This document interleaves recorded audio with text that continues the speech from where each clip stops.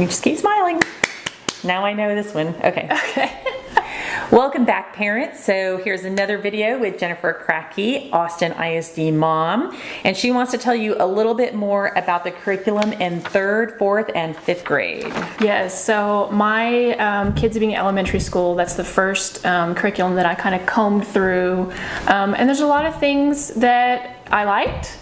I like the anti-bullying stuff and the positive body messaging, but there's a lot of things that I had a lot of concern with. So I really want to encourage parents to look through the curriculum, all of it. It's a lot of material, I'm sorry, but you're going to have to carve out at least 1 full hour per grade level to look through everything and understand what your kids are going to be taught. So what do you think they should be looking for? Like, do you want to at least help them, kind of give them a Cliff Notes version of what to look out for? I wanted to show you just a few things to kind of pique your interest enough that you'll really look at what's in the curriculum, and just to give you a little piece. First of all, the kids are going to be taught together, boys and girls, which I know is going to make my daughter, extremely uncomfortable. I think some boys too. Yeah, I don't think it's appropriate to teach, about puberty and mix in that age. They're just not mature enough to handle it with grace as we can as adults. So I really think that that's not a good idea. But the 3rd grade curriculum is going to start with vocabulary of the body parts, okay? So they're going to, even to the level of detail of scrotum, vulva, vagina in 3rd grade. And some parents are going to be fine with that, but some of you aren't. So again, you really need to look at the curriculum and realize that these are sensitive topics. And are they going to show them pictures in 3rd grade? Well, starting in 4th grade, they're going to start with the kind of detailed illustrations. So let me show you. Here you go. Let's see. So the title here is Male Reproductive Anatomy. Yes, male reproductive anatomy, and there is a matching vocabulary game with this that includes the anus. Okay, so which is not part of the reproductive anatomy. Yeah, so they're kind of normalizing the anus as part of the reproductive system. Okay. Just so you know, from 4th grade. And does this look like the right kind of proportions for a 4th grader? I don't know. I think that might make some 4th grade boys feel a little inadequate or hopeful. I don't know. One day. So yes, so the picture is it looks like it's an adult male rather than something that the kids can actually, the young boys can actually identify with. Yeah. Yeah, and then I think one of the most universally upsetting things for parents is in the 5th grade curriculum, they introduced the genderbread person. Okay, so this is the shape of a gingerbread cookie.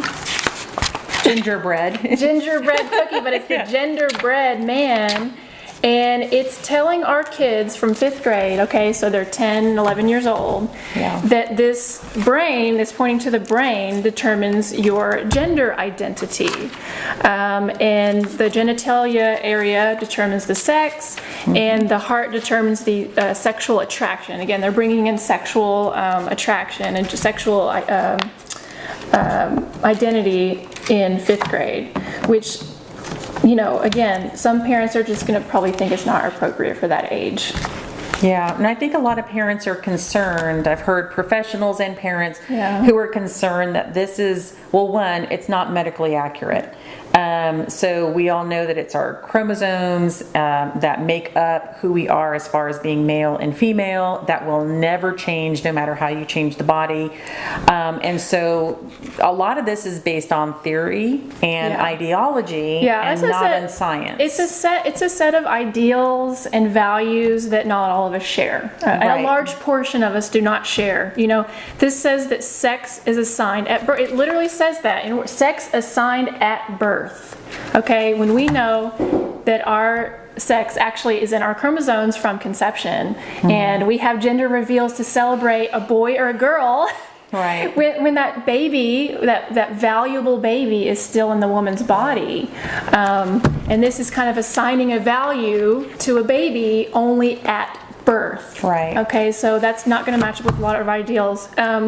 So I just don't think that this belongs in elementary school. A lot of parents are going to want to talk about these topics, these sensitive topics in the home, okay, with their values and their ideals.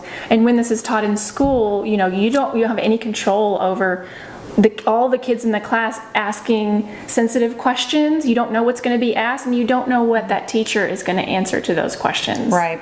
And I think that all parents can agree, especially parents who have multiple children, that all of our children are really learning things at their own pace. And when it comes to things about the body, some kids are ready to hear it, some are not. And in this environment of having comprehensive sex education in the school, everyone will be forced to learn the same thing at the same time, whether you're ready for it or not.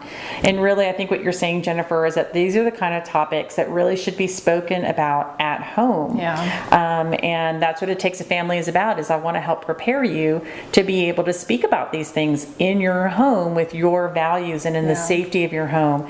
So anyway, thank you, Jennifer. And we're going to do another video and talk about some options that parents have.